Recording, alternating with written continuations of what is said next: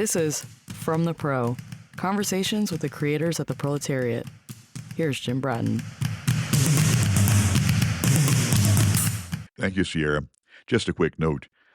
We don't have great audio on the questions during our conversation, so please bear that in mind. Next time, we'll mic the audience so you can hear all the questions. Now, here's our conversation with Dan Jupiter, recorded live at the Proletariat. Okay, ladies and gentlemen, let me welcome Dr. Dan Jupiter. We have a series of question and answers put together that I'll be asking him throughout the evening. However, we will have this microphone available, and Becky will bring that around periodically. You can ask questions from the table as they come up. Speaking of, they're putting the bread out now. And Dan, why don't you just take it from here in terms of what you're going to do tonight, right here in front of them. So what I'm going to do, and hopefully not cover myself in too much flour, is actually make a dough. So as you can see, I've got a bowl of flour. I've got some water. I have yeast and salt in the bag.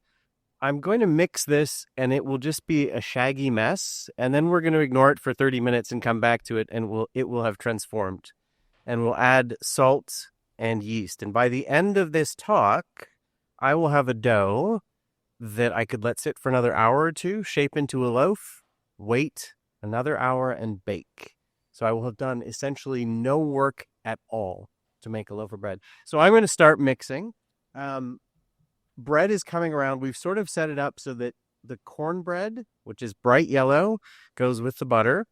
The whole wheat goes with the jam, and the sourdough goes with the olives and the almonds. So I'll start mixing.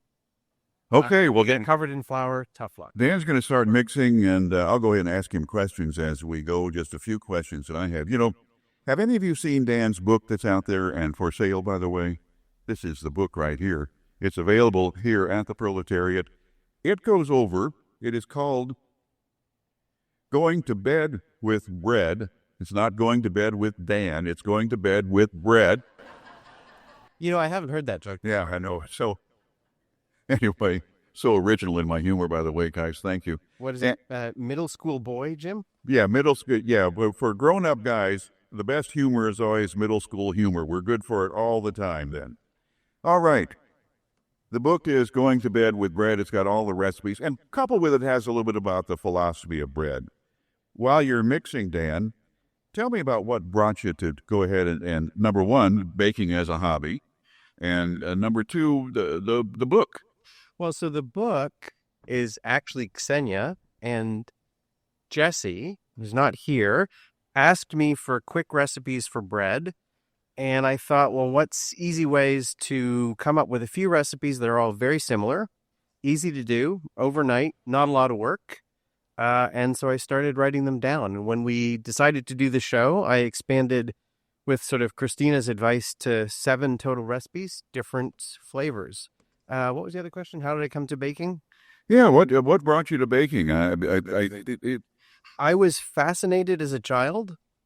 So sorry, look at that. That's a disgusting ball of yuck.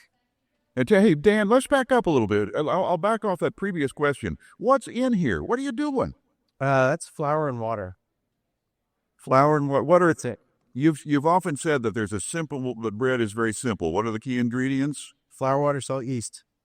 Flour, water, salt, yeast. He says that's all there is to it. I don't know why it takes me 3 days to do it necessarily. Can you all hear us? And now we'll wait 30 minutes, and we'll come back, and we'll see that it's transformed. You put a cloth over. Why is that? Just to keep it from drying out. Okay. That's all. All right. And what are you doing now? Wait. Waiting 30 minutes. Okay. I mean, maybe I'll give it 20. You all got anything to do for the next 30 minutes? You can just, talk, whatever you want to do. We're gonna have a scintillating conversation, Jim. Okay. So you all could be thinking of questions too as Dan and I go through. I'd actually, surprise, surprise, have a few prepared questions here. Oh, number one, we just were talking about how you got started in baking, and then we led on to we talked a little bit about how the book came to beginning, but let's talk about your childhood fascination with baking, all right? So as a child, I just sort of found it intriguing. I'm from Canada, from a Jewish household, and we would have these terrible Manischewitz instant cakes for Passover that were a lot of fun to make, and you just, lick the spoon. My great-grandmother was a great baker. She was from Poland, and it was sort of baking by intuition. So I was sort of inspired by those people, but it was actually here in Galveston that I really got going. I don't remember quite exactly. We talked about this before. I don't remember exactly what it was, but there was a particular going away party for a friend of mine where I had made some bread, and that was it. There was this moment of a bread actually shaped kind of like that one, though not as nice. So there's a sourdough loaf right up here, and I cut it with a serrated knife, and the crust shattered and sort of flew all over the place. And that is a beautiful thing. And I think I was kind of hooked. And some of you, so Roxanne and Becky and Christina, have heard the Song of Bread, which is sort of related to that. We can come back to that if you want to. Let's talk about the Song of Bread. When you take a bread out of the oven, a bread like that that's crusty, and you just put it in the counter, and you just listen, you hear this wonderful crackling sound as the crust dries out, dehydrates, and the steam escapes. And that's something that bakers look for and really, really enjoy. Song of Bread or bread song. But this thing of that loaf sort of shattering and making bagels that tasted really good, I was hooked. And then as I've gotten more into it, it's become something a little bit more. It's kind of a connection to a community of people who do a thing. It's a connection to the real world. It's a way of making your own food and understanding what you're eating. And there's something meditative about it as well. And there is something about bread. All food is great, but there is something about bread that is distinct. Let's walk through the cultural aspect of this a little bit. By the way, you all keep enjoying your bread. If it's chew loud enough you can't hear too good, well, that's okay. Take me down that road of the cultural and historical aspect of bread. I would actually say I don't know much about it. I mean, it's sort of endless, right? At some point, someone in Egypt was making a flatbread, and they left a piece out overnight, and it rose a little bit. Or somebody spilled some beer in something. Humans have been cultivating grain and crossbreeding grain forever. We do it for a variety of purposes. We do it for higher yields. We do it for disease resistance and famine resistance. You think about, here's a bit of history, post-war Europe. How did we feed all those people coming out of the Second World War? It's because we have high yield grains and we can make Wonder Bread. Wonder Bread, of course, has its negatives as well. Yeah. It's terrible food, but it saved people in Europe. So it sort of runs through the course of human. So even at its worst, it has value. Yes, I will grudgingly admit that. Okay.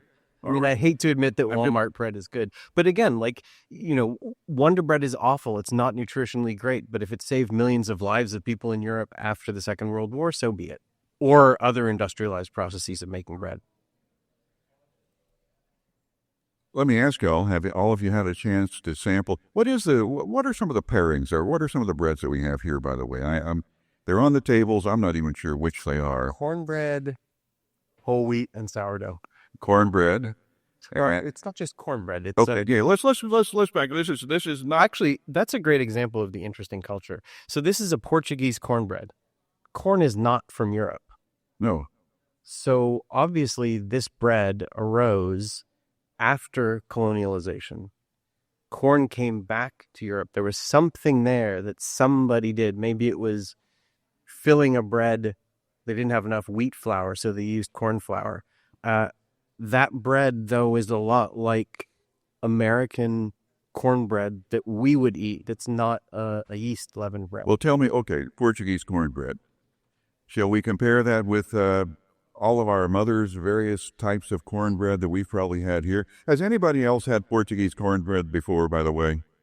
Some of these people have sampled it. Oh, that maybe sampled Dan's, yes. Sorry, I'll interrupt again. Okay, go ahead, Dan. I mean, even cornbread, if you're from the north and the south, they mean different things. Absolutely. For cultural reasons. So, what else is on the tables? Just so people. Matter of fact, what you can do is just look down at your array of bread, as Dan walks through this. So we've got Portuguese cornbread, number one. All righty, what comes next? Number two is it's actually two and a half different whole wheats. So one is 100% whole wheat made from an ancient wheat called spelt.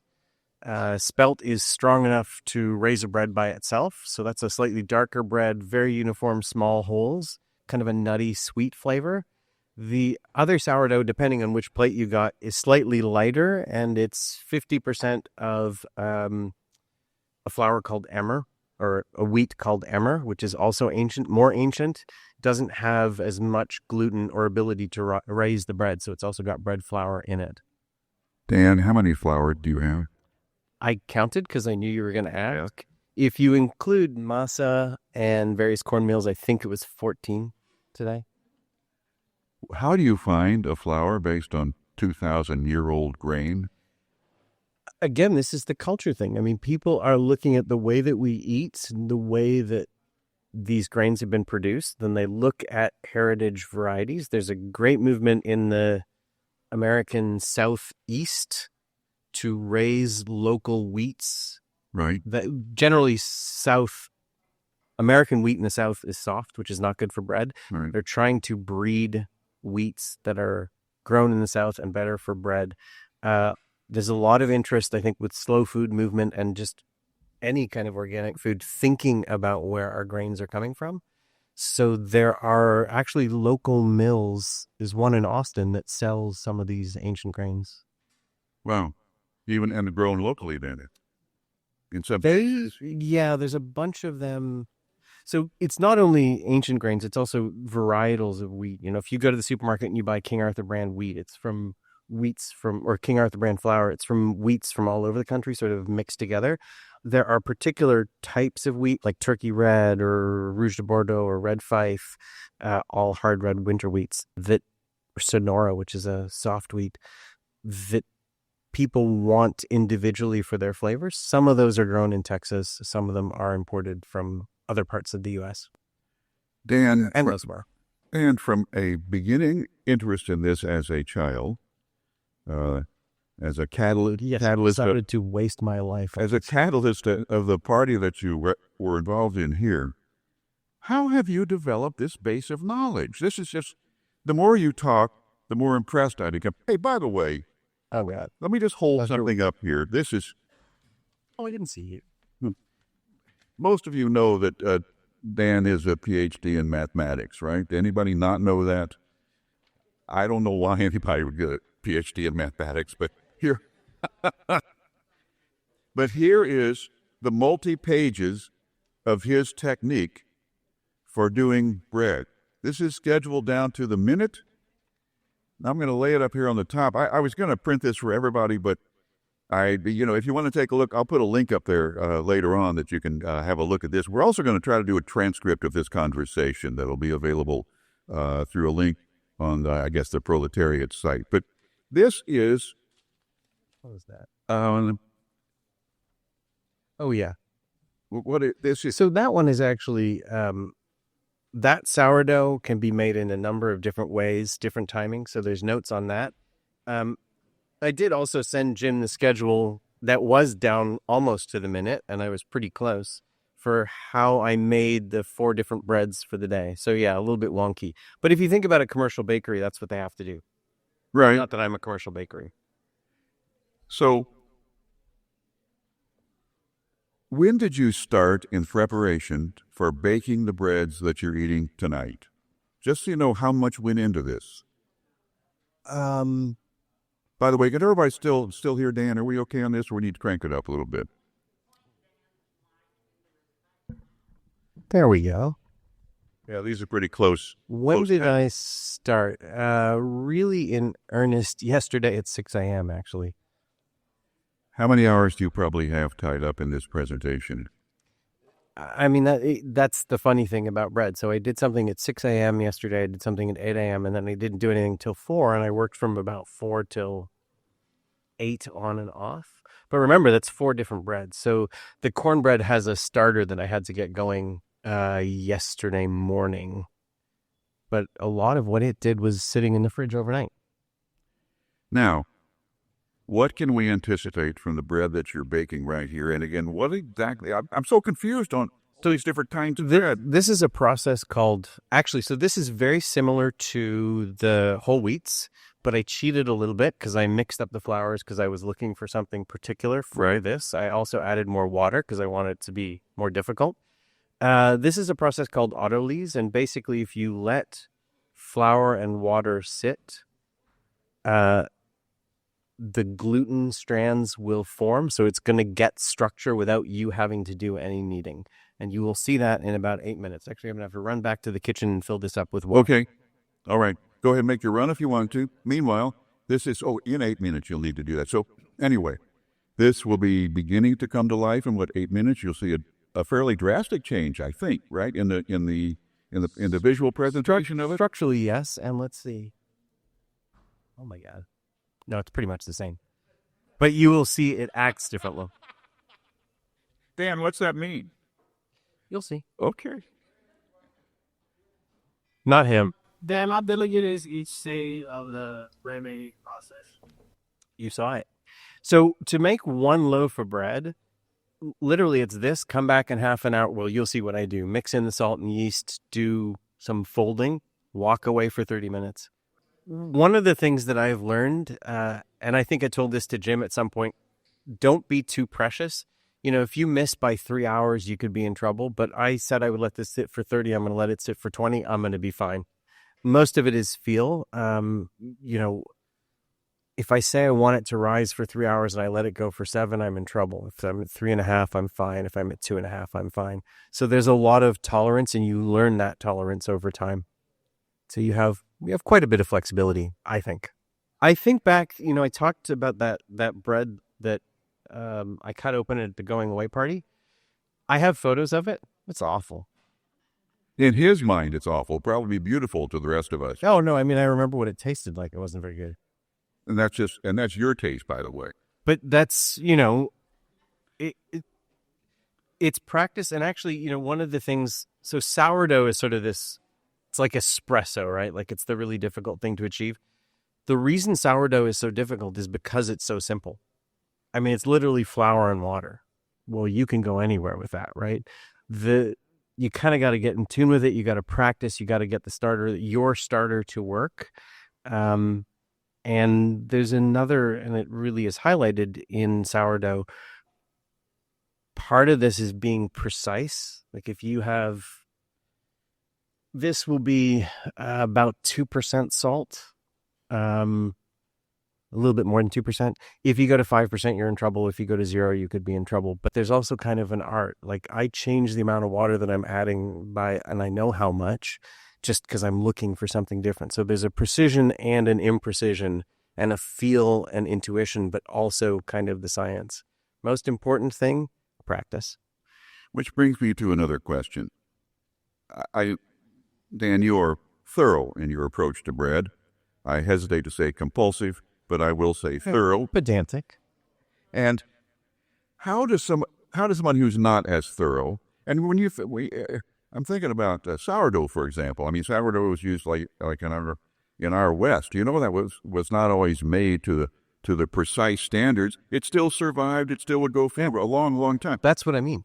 Like you can kill a sourdough starter. You got to work pretty hard. And the thing is, make a loaf of bread. So Ray, make a loaf of bread and it's terrible. So what? It's still, you made it at home, right? Like it's still better and you know what's in it than what you get at Walmart. I'm hypercritical of myself. So I look at this sourdough here, which I think is pretty good, and still sort of like, no, this has to change, that has to change. I think one of the really nice things about bread, and this is probably true for stamp collecting and knitting, whatever, there's a community of people who want to help. So it's really easy, and I've done this. I was really lucky with sourdough, sort of worked early on, but there's a community of people out there, and you post a picture and you say, what's going on here? Why are the holes in my bread this way? And then I think over time, you will develop your own intuition. But, think about what are you looking for? So every bread is different. What I want from that whole wheat is different from what I want from this. I want this to be crunchy. It didn't come out crunchy. Why not? What went wrong? It's too sticky. Why is that the case? I look at one of the whole wheats that I made. Have I ever made it? No, I've never made it before today. And I sort of looked at the top and I'm like, well, something looks a little funny. Okay, what did I do in my process? But this is me being very critical of myself. They're laughing at me because I think they know that he can be self-critical, I would say. But I guess where I'm sort of going with this, and this question I came up in my mind. Virtually everybody's mom has baked in this, and very seldom they even hardly keep track. Not mine. Well, nor mine, for that matter. But they're not precise at all with the ingredients. Where does it, like in your case, you say, yeah, you can do it intuitively, but how much do you have to develop it technically and precisely before you can be intuitive in it? I think this is the weird thing about bread, right? Like, it's got to be precise. So the difference between a tablespoon and a teaspoon, which is 3 times as much yeast, is the difference between a pillow and a brick, right? It's 3 times the weight, it's 3 times the mass, 3 times the volume. So you've got to play with it. I mean, I say this in the book, follow the recipe exactly the first couple times. Right, okay. Get the sort of exact and the science right, and then you can start playing with it. So there's a sourdough book that I have, and she uses a lot less salt than I would, and I really don't like that. But if I was to try her recipes, I would do it exactly the way she said it, and then like, okay, well, what's the flavor? In fact, this whole wheat, I did it last week, and, kind of attuned to the taste of these things. Like, this is too salty, but the percentage is right. So it's the science first, and then start following your intuition. Mary? For those of us don't bake, talk about starter, what it is, and how to make it. And Let me get this closer on you. So my first answer is going to be snarky. Don't.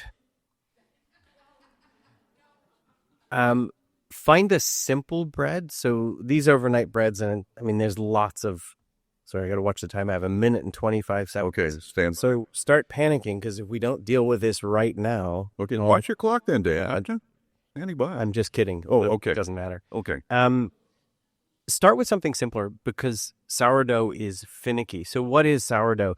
Sourdough, the way you make a sourdough starter is you take flour and water and you put it in a jar, which you sort of loosely seal, and you let it go, and it will start fermenting. The bacteria and the yeast in the air in your home and in the flour will sort of start eating the flour, and they will start bubbling, producing alcohol, carbon dioxide, and that's a starter.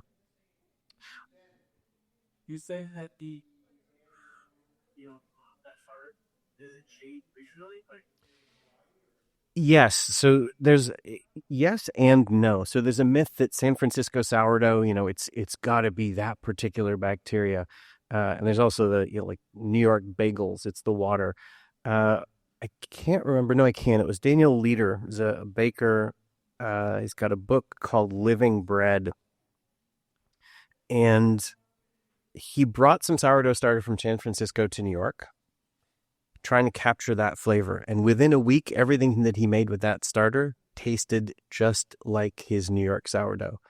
He similarly brought a starter from Germany, and it maintained its flavor. So the yeasts compete.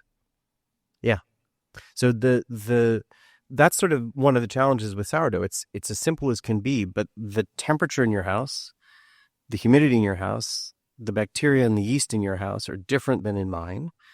And Mary, to your question, here's why sourdough is difficult. When did you refresh the starter? In what ratio? How old is your flour? What kind of flour? How old is it? What level of humidity is in your home, et cetera, et cetera, et cetera. I'm going to go grab some water. I was going to say, I think Dan is right at 3 seconds left before he has to make this transition. He's going to get some water.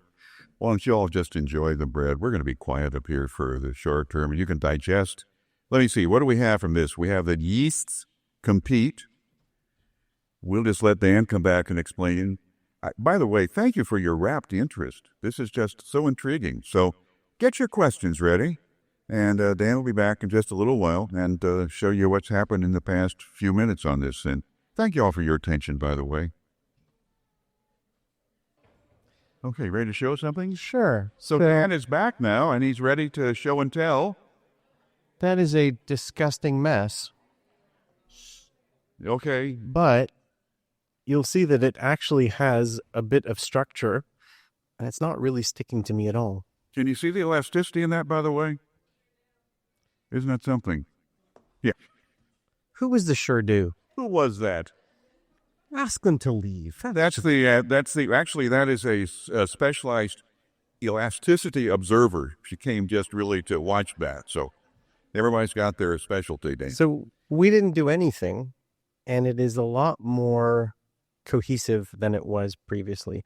And what I'm going to do now, just to keep things honest, is add salt and yeast. Okay. And then keep talking, because I'm going to mix it for a couple minutes. Okay.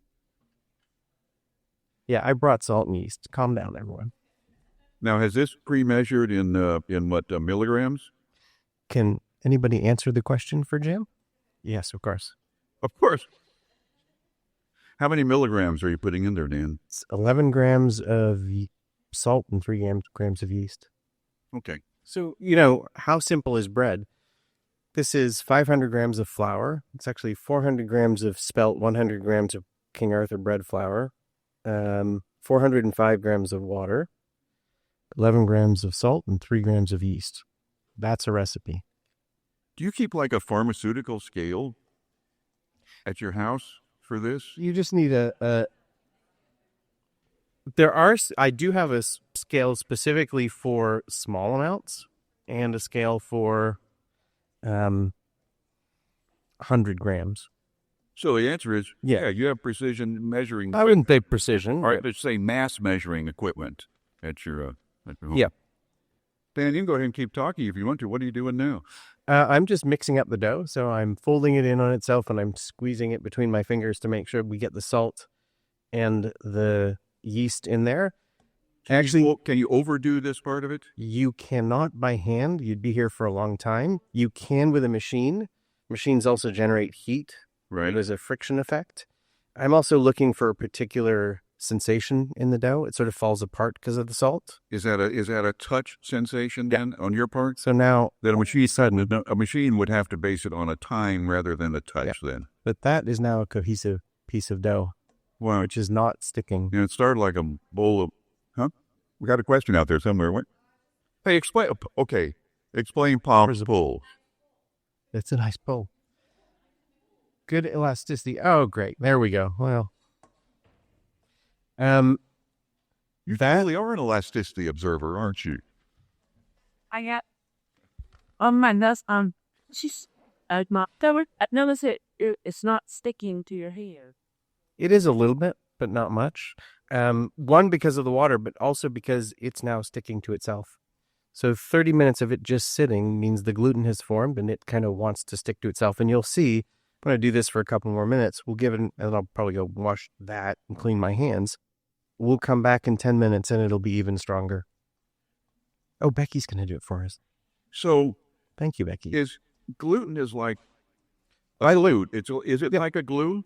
Yeah, and there's various kinds of gluten. So the gluten in emmer and einkorn is not as strong as the gluten in our bread flour, hard red winter wheat that we're used to. But yeah, it's actually comprised of 2 proteins, glutenin and gliadin, and it is the structure. It's elastic and extensible. Okay, another question. Yes. You spray. I would make it a braised sourdough, and I don't really wouldn't do that either. Reduce your hydration. Yeah.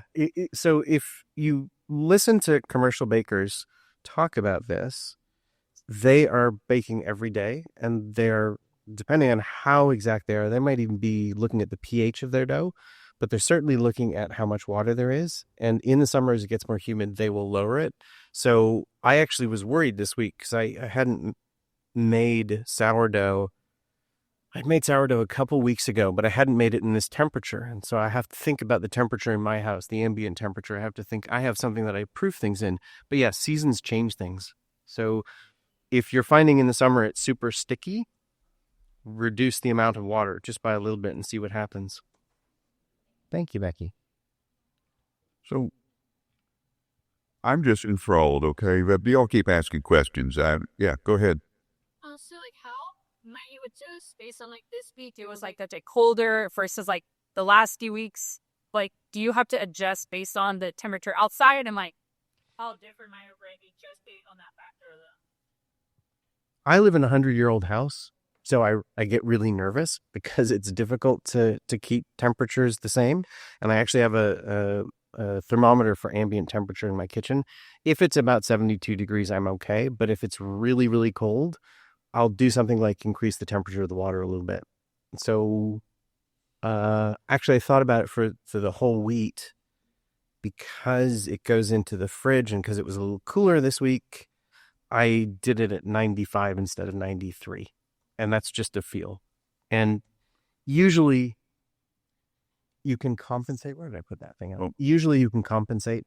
I mean, you should think about it. You should watch the dough. You should watch the bread. You should see how it changes with the seasons. But then as you get more experience, you can also recover from things. Yes. How much would you have to modify your baking procedures if you were, say, to spend time in Canada right now?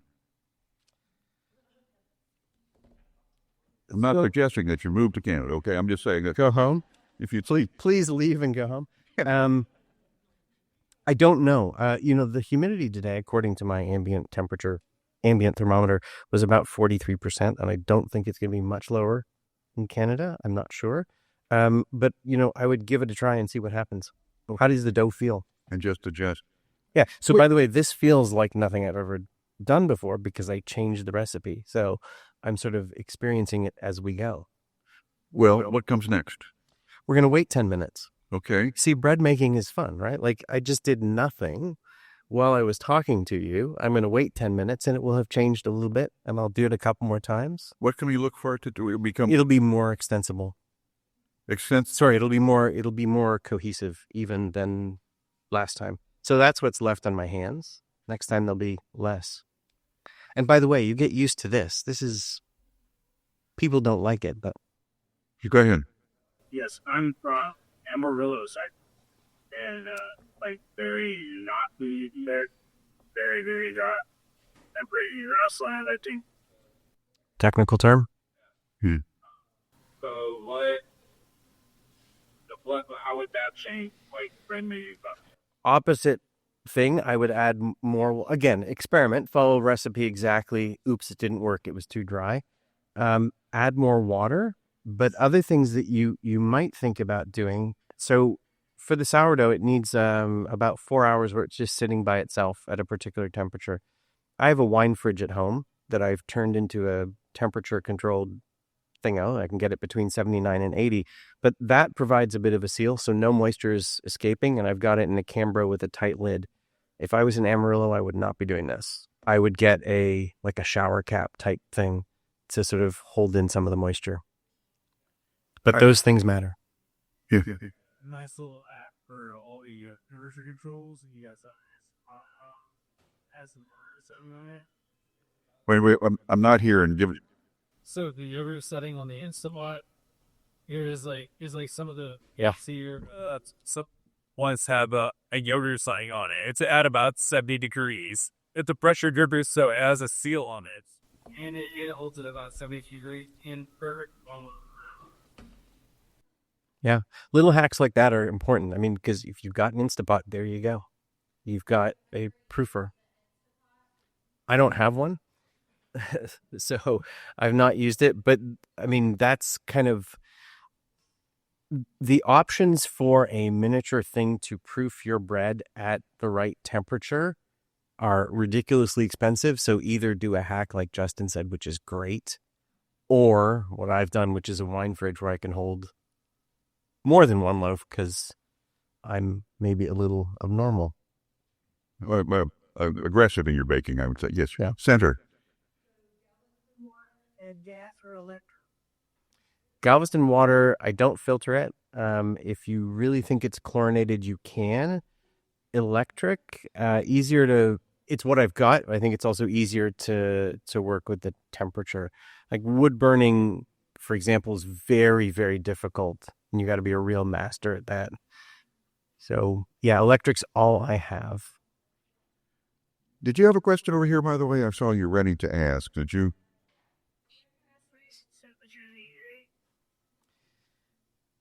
I'm not sure how to answer that. I mean, it sounds, I talk to these people about jobs, right? Like it sounds like a wonderful thing, chase your passion. But do I really want to carry 50-pound bags of flour? Like I was lugging around, this is not what you would do in a commercial bakery, but to bake 4 loaves of sourdough and 4 loaves of cornbread, 4 500-degree cast iron Dutch ovens. It's a lot of work.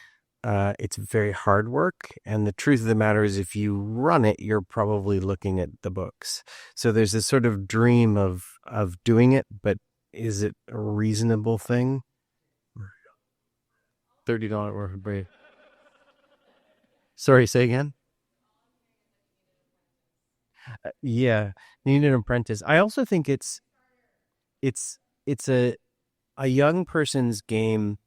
You know, the bakers that I really like talk about, they tend to be French, walking to school and walking past the boulangerie or the pâtisserie or whatever, and seeing the bakers in the really, really hot kitchen, and they're generally people in their 20s. The bakers that I really like don't run bakeries anymore. They teach, they research, they travel, they develop recipes. But yeah, I mean, when I baked for the show, so I made 36 loaves of bread, that was, again, this is not how you do a commercial bakery. That was exhausting, especially the Friday. Saturday I felt better. And then on Monday, I'm like, yeah, I could do this. So I don't know, like how long can my back hold out? Well, and the other thing is, and I have a nephew that is a baker. That's right. The hand, the damage to your hands, if you happen to be in a situation where you're doing a lot of hand kneading, it's certainly a younger person's game. But that's another trick. And that's, I think, another thing about bread that, this kneading is difficult. I haven't kneaded anything. I didn't knead anything for any of these breads. Right. And the sort of traditional way of kneading it's useful in certain situations, but it produces a particular kind of texture that is not necessarily what I would want. And if I really wanted it, I would use a machine. So if you're saying you're not kneading, what is this? Am I asking incredibly naive questions here? But what is this? What is what you're doing called? Stretch and fold. Okay. So you sort of saw, and you'll see it more in about 3 minutes. Stretching and pulling the dough. Okay. Is increasing the tension in the gluten, strengthening the bread, and it's building structure, and it's also incorporating air. There's other techniques. I mean, if you think about the traditional kneading, you've got a ball of dough and you're pushing it like this. Well, it's tough on your wrists, and you're turning it and you're pushing it and you're turning and you're pushing, and it's sticking to the counter and it's sticking to you. Doing something like what I'm doing here, it's eventually not going to stick to you. There's also another technique called the French fold or the Berthinet fold, where you're sort of picking up the dough, and this is a lot of fun, slamming it down on the counter, picking it, slamming it down, and that's adding a lot of air. I was going to say, one of the purposes is that you get an oxygenation when you do that then? Bubbles don't come from nowhere. They come from the air that's already there. That is a technique that, I mean, you'll break a sweat, but it is not challenging in the same way as traditional kneading. So you build structure like that, and then when you shape the bread, finally, you're also adding more structure and more strength. While we're waiting for the bread to do whatever it's doing, whatever the next step is, this sort of mystical transformation takes place here. Any of you read any books on baking, and would you like some suggestions on what Dan might suggest as the first book that you might want if you want to read a book on baking or learn more about baking? Got a suggestion? I sort of have three, Okay. and I'll do them really quickly. Bread Baker's Apprentice by Peter Reinhardt is a fantastic book for beginning bakers, and it's sort of a very warm, welcoming book, kind of, it's avuncular in the non-creepy way, right? It really welcomes you to the world of bread, and it's an encyclopedia of breads from around the world. It has some tips that I think are very useful for beginners that you should then outgrow, but it's a great starting point. The next one is, I mentioned Bertinet, a book called Dough, and he teaches you this one technique for mixing, and teaches you 5 doughs, and from those 5 doughs you can make something like 50 recipes. And the last book is Flour, Water, Salt, Yeast by Ken Forkish, and it's a very similar thing, soup to nuts, beginning to end, one technique, multiple breads, one Dutch oven. They all kind of look like that. But he saves you the trouble of like many ways to shape bread. Just do that. You know, Dan, I might Easier. Yeah, actually, I might also mention, here's a very, very good book that'll start. Sorry, It's called Going to Bed with Bread by Dr. Dan Jupiter. And photography by Rocks, which you can see on the wall here, available for sale. Even what's still available for sale. Just what great stuff to take pictures of, and what great images it is. I mean, this is the way this thing, and Christina, thank you so much for thinking of this as a concept here. The way this whole multi-sensory thing has come together is just unbelievable. The smell, the touch, the feel, the taste, the visual aspect of it. and I'll shake your hand with my floury hand later. The book is available for sale here, as long as we still have copies here, right? We have a few, I think. A few copies left here. There'll be more coming in that are available here. And as a last resort, you could go to Amazon, although it'd be better if you dropped by here and bought a beer or two, or a cup of coffee, and bought Dan's book, Dan and Ratchet. This evening, by the way, and is this a one-off that you'll just be available here this evening? No, that's not true. You'll be available all the time to sign this, okay? Anyway, buy the book, and we'll find a Sharpie, and Dan can autograph it and dedicate it to you or someone else that you want to give it to then. So, Dan, where are we? We waited 10 minutes. It's still looking a little sloppy, but now it's got a lot more strength and not sticking to me at all. Most interesting. And Jim can see this. You guys can't. It's not sticking much to the bottom of the bowl. No, it's not. You want to hold it up at just a slight angle, or will it slide out onto the table then? Stretching and folding. So that's a pretty strong dough, and that's whole wheat. So it's even weaker than your regular bread flour. But you see, I can shape it like it's not sticking to me at all. Yeah. All this hard work, and it actually smells.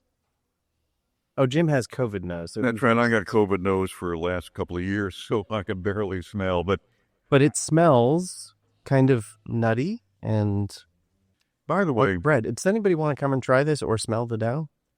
anybody want to do a participatory piece here? This is it doesn't have to be like hands-on necessarily, but this is like a petting zoo here, okay? Welcome, come up, give it a sniff.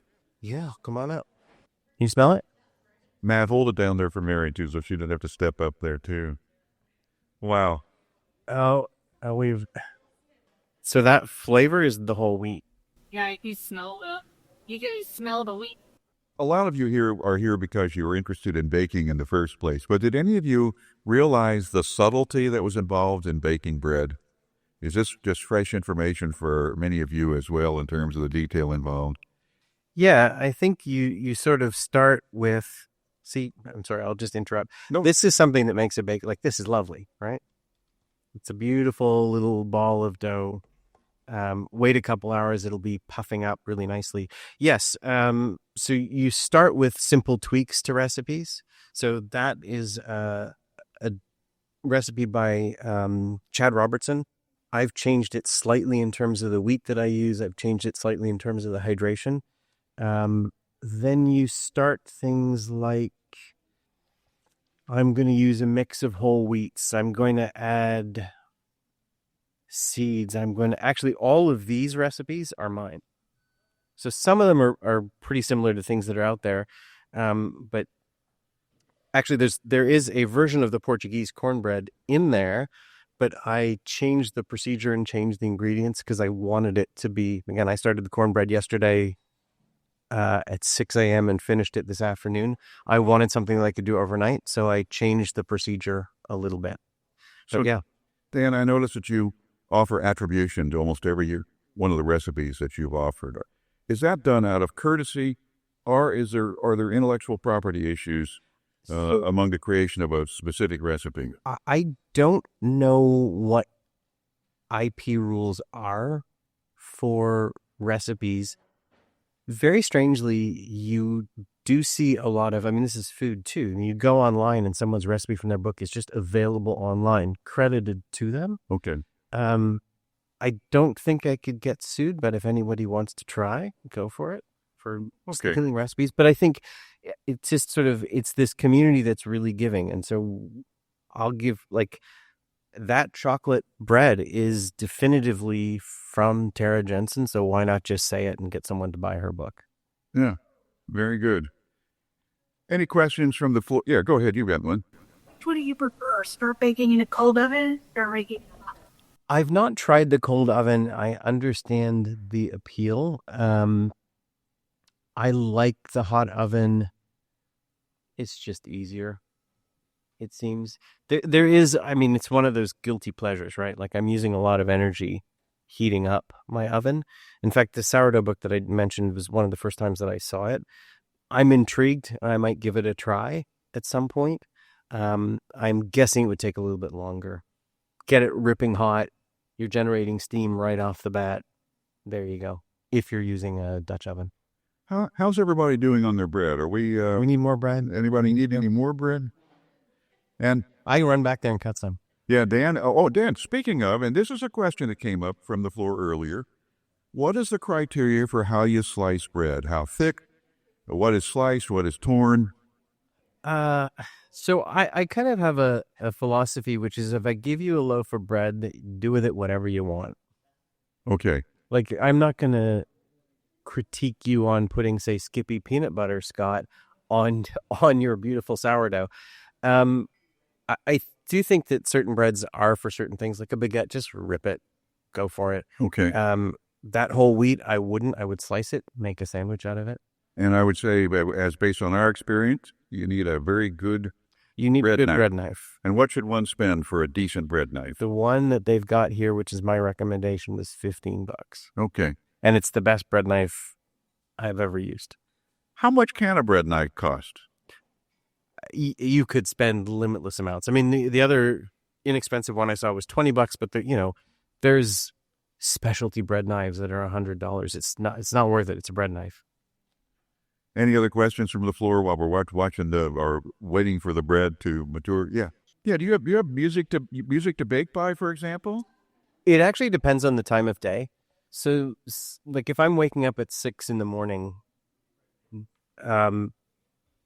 my kitchen has a lot of light, and there's no traffic. It's nice just to be there in the peace and quiet. Just me and the dough. Eventually, during the day, I'll be like, okay, I need some music, and it's whatever I'm. No, come on, we want to hear musical. While we're doing all this, we've gone through the detail of the fact that you have a micro scale that you keep track of everything on. Now I want to know what kind of ambient sound you deal with besides the quiet of the morning. What's your music taste? It's usually relatively calm stuff. So a lot of jazz, Wayne Shorter, Miles Davis, Charles Mingus, a lot of like Tommy Guerrero or Krungbane. Usually pretty calm stuff. I'm in a calm place when I'm baking. Okay. I think the podcast that we did at the art show, I sort of said this thing about if I want to know my mental state, I dice an onion. Yeah, there we go. So explain that to us. It's just, I mean, I noticed this a couple of years ago. I was, for whatever reason, not in a great mood. I diced an onion and it was not very even. When I was in a better mood, the onion dicing was even. I want to be calm when I'm doing bread. It makes me calm. So, I sort of make decisions to tune out work most of the time while I'm baking or prepping. And as you can see, there isn't much to it. Yeah. Matt, I see you have a question. First of all, I want to say, Danya as a doctorate of psychology. Yeah, what the heck? Have you ever heard of this onion slicing self-evaluation process before? Dicing an onion one layer at a time, then you got problems. Yeah, there's the heavy metal band practicing beside the slaughterhouse. No, I think it just depends on you. Like, I know what will kind of get me wound up and what will put me to sleep and what will keep me calm. So I don't know that I would really care. Heavy metal wouldn't work for me in my house. By the way, for those of you who don't know, that blue is the color of my walls, and that sort of speaks to my personality. That's the color of my living room. That wall. The wall. So, yeah. But if that's what gets you going. And by the way, this is just a real side thing here. Becky, and correct me if I'm wrong on this. They have a CAD drawing of the wall, or a CAD rendition of the wall available. And of course, Dan and Rox chose exactly where to put every piece of art on the CAD drawing. Let's give Rox the credit. Okay, Rox decided exactly where to do that. Okay, Rox, thank you. But that's just give you one idea of the level of professionalism here at the Proletariat. Let's talk a little bit about the beer back there. We haven't really called out pairings, but Dan, do you have any suggestions on types of beer to go with what kind of bread? I'm not much of a beer drinker, sorry, Kevin. But when I was thinking about these, and Christina, correct me if I'm wrong, I think I said a wheat beer with cornbread. I'm looking for something light and sweet with the honey and the salt and the butter. For the whole wheat, what did I say? Was it a porter? Yeah. Sort of countering the earthiness of the whole wheat. And for the sourdough, it was the porter, something earthy. Porter, something heavy like that. So either complementary or contrasting, depending on which one. Okay. But I'm not a sommelier or a taste pairer. Oh, I'm surprised. But so what do you call somebody who's like a master of bread? A baker.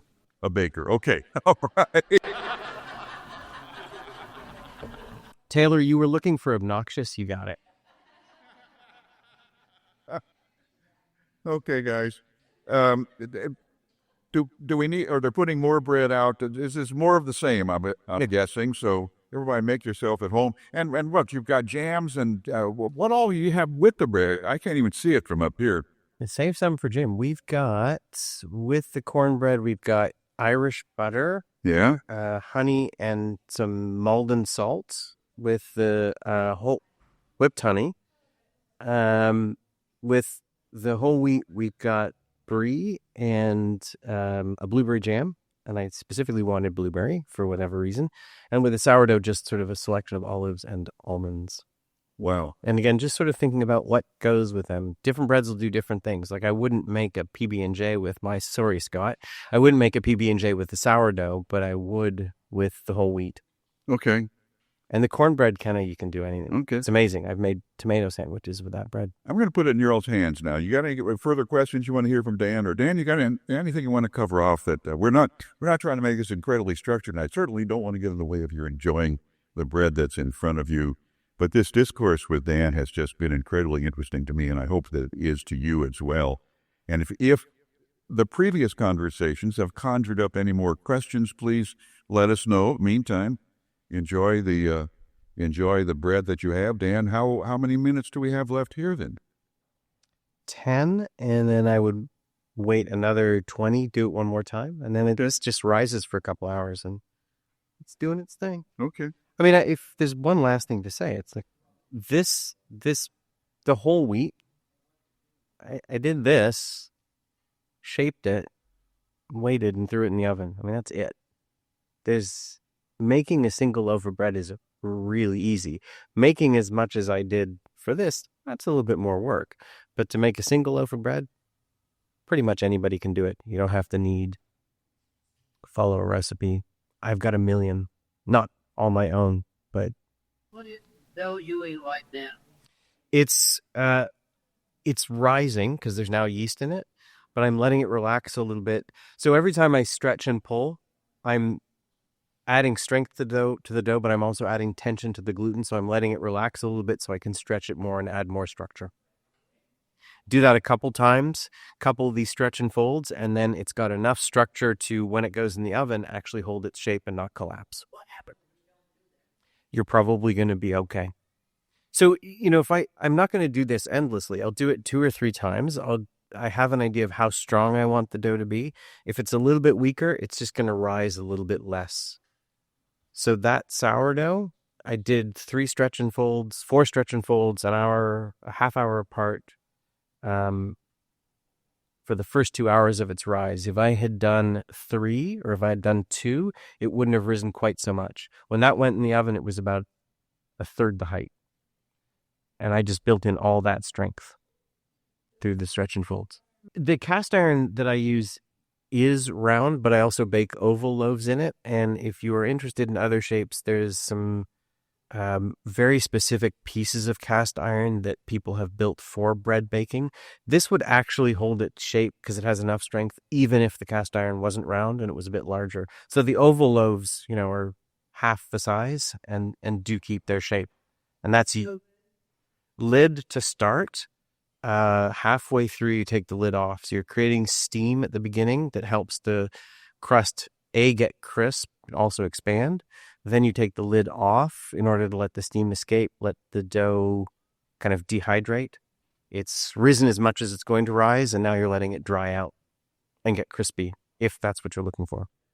Dan, I think we're going to go ahead and wrap up the questions. And do you have a final thing that you'd like to offer to those that have been kind enough to come out today? Enjoy the bread, he says. I'd like to thank the proletariat, Christina, for coming up with the concept of this, Rox for the incredible photography. And of course, I would suggest that you eat the rest of the bread, think about what Dan has said, but then also think about some of the pairings that he has suggested in terms of the beers available here that they've made it a point to bring in for this event. And most of all, let's give a great big round of applause to Dan Jupiter for doing all of this.